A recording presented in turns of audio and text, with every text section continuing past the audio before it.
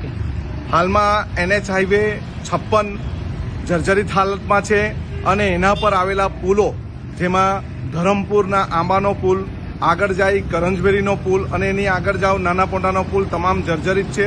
અને જેના કારણે વાંસદાના જે દક્ષિણ વિસ્તારમાં રહેતા એટલે પીપલખેડ, ખાનપુર, બારતાડ, ચોંઢા, અંકલાચ, સતીમાળ જેવા ગામો છે, જેનો મોટે ભાગનો વ્યવહાર કે ભણવાનો હોય કે તમારે માર્કેટમાં જવું હોય, આ બધા વ્યવહાર ધરમપુર સાથે છે.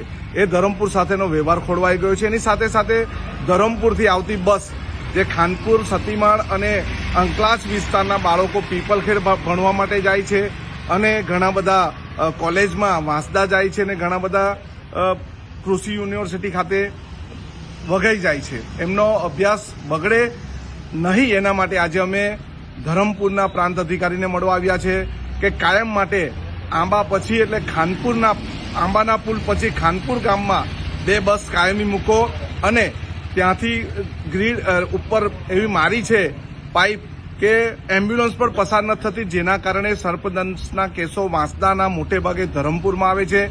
આરોગ્ય માટે પીપલખેડથી ઉપરના ગામો તમામ ધરમપુરમાં આવે છે.